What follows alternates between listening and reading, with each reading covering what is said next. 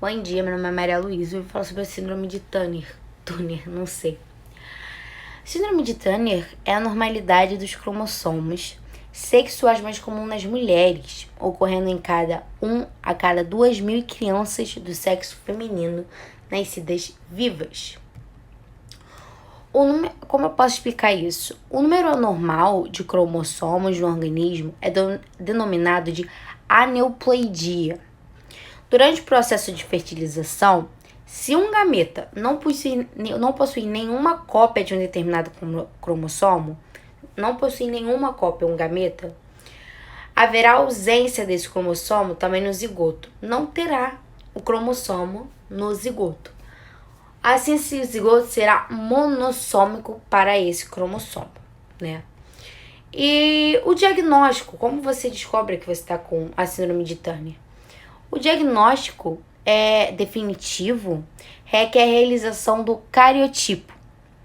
A síndrome de Turner é mais frequente diagnosticada ou na sua infância ou na sua adolescência. Os sintomas são raramente visíveis antes desse tempo. Se você tiver a síndrome de Turner bebê, né, bem bebezinha, você não vai ver os sintomas. Então, na sua infância, exemplo, em 5, 6 anos, ou na sua adolescência, 15, 16, 10, nesse meio tempo. O diagnóstico da síndrome de Turner é confirmado através de um cariotipo estabelecido após a amostra de sangue. Um exame de sangue, se o exame é realizado após o nascimento, né? A avaliação fornece controle dos cromossomos e determina seu número exato. Podem ser necessários até testes adicionais para demonstrar outros sinais da síndrome de Turner, né? E também tem um diagnóstico pré-natal, que é possível se alguns defeitos forem observados já na ultrassom. Nesse caso, o DNA fetal é retirado da placenta. Isso é mais fácil você ver na sua infância ou na sua adolescência. Mas também você consegue ver se você está na barriga, né, da sua mãe. O diagnóstico é feito através da observação das características apresentadas pela pessoa, bem como a realização de exames. As causas, né? As causas da síndrome de Turner é simples, vamos dizer assim. Acontece quando há falta de alguma anormalidade no segundo cromossomo X da paciente, né? Os humanos possuem 46 cromossomos diferentes no DNA em 23 pares. Cada um é responsável por um tipo de característica essencial para o desenvolvimento, né, do seu organismo. E na reprodução humana, cada um carrega, né, metade de carga genética, sendo assim 23 cromossomos sem pares. E geralmente essa falha acontece, né, às vezes na síndrome de Turner, a gente tem apenas 45 cromossomos. O indivíduo tem 45 cromossomos. Geralmente, essa falha acontece quando o espermatozoide apresenta um cromossomo sexual danificado ou faltante, como a falta de cromossomo Y, responsável pelo desenvolvimento de características masculinas.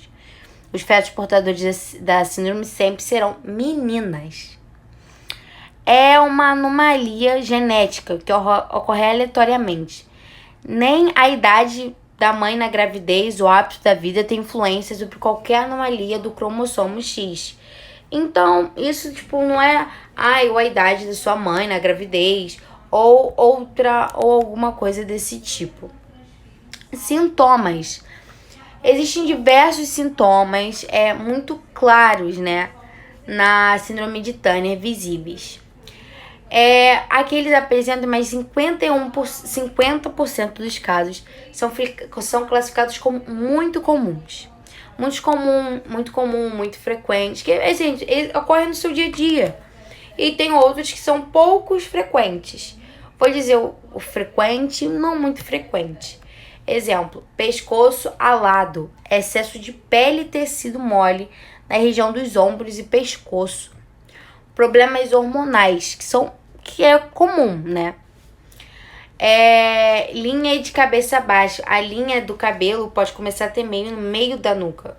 É comum. Muito comum.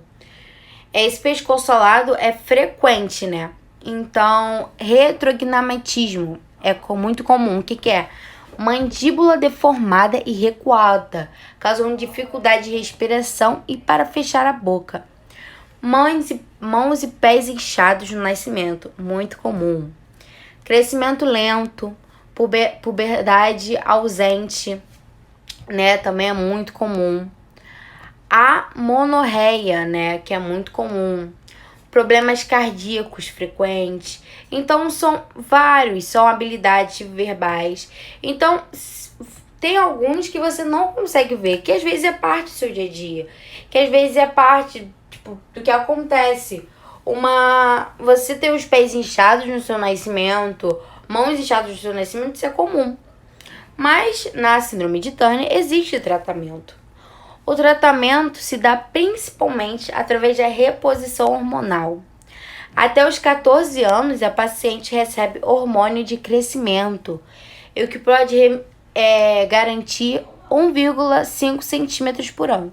Não é muita coisa, mas cada ano, é etapas, né? O tamanho do final do paciente vai depender de outros fatores, como a altura dos pais, a suplementação de estrogênio, né, que é prescrita na adolescência. Também tem outras ações, depende das condições associadas. Podem ser necessárias, por exemplo, cirurgia cardíaca, colocação de próteses auditivas ou tratamento ortopédico. Mulheres com túnel que desejam ter filhos podem recorrer à doação de óvulos. Não pode... Exemplo, tem mulheres que não conseguem ter filhos, tem outras que conseguem. Então, assim, qualquer tipo de tratamento é completamente sintomático, buscando reduzir sintomas e aumentar a qualidade de vida da paciente desta condição. O principal tipo de tratamento que usam muito é reposição hormonal.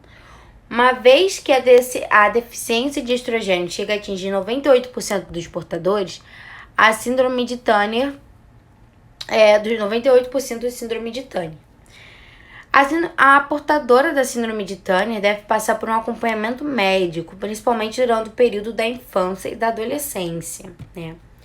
Então, qual é a sua expectativa, né, de vida, né? Que é o último assunto que eu tenho para falar. Hoje em dia, a expectativa de vida de um paciente é muito maior do que décadas atrás. A gente tem mais coisas, né? A gente tem mais tratamentos, a gente tem a tecnologia também, né? A gente tem outros medicamentos. Então, não é um negócio que você pode sobreviver. A expectativa de uma mulher com síndrome de Turner é naturalmente menor que aquelas, né, que apresentam uma condição que não tem síndrome de Turner. Hoje, a redução gira em torno de 10 a 13 anos a menos do que as mulheres saudáveis da mesma idade. Antes era bem mais, exemplo, era bem menos. Era 5 anos, assim. Hoje está aumentando, é sobre isso que eu tenho que falar. Bom dia!